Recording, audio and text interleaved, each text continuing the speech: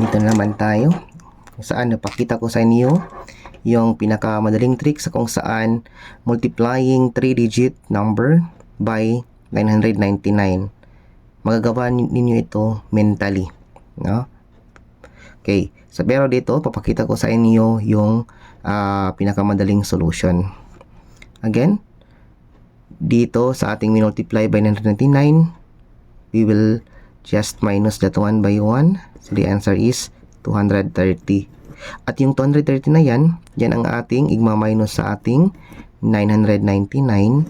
And that is the reason why you have 9 minus 0, you have 9. 9 minus 3, you have 6. 9 minus 2, you have 7. Then, itong buong sagot na yan ang complete na answer. 230,769. Yan lang. Same with this one. Minus 1, so the answer is 437. Then yung 437 na yan, yun ang ating igma-minus sa 999. So 9 minus 7, you have 2. 9 minus 3, you have 6. 9 minus 4, you have 5. Then kumpletuhin lang din natin yan. Kasi yan ang sagot dyan.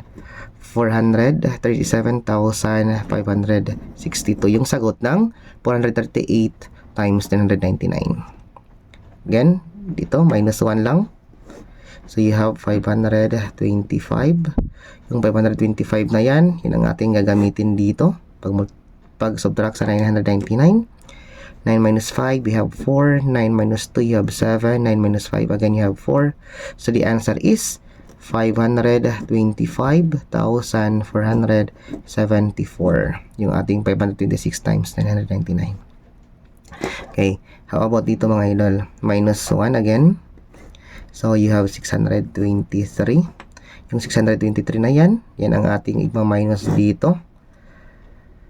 So 9 minus 3, you have 6. 9 minus 2, you have 7. 9 minus 6, you have 3. Okay, so the answer is 623,376.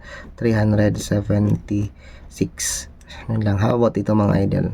Sagutan ninyo at mag-comment sa ating comment section.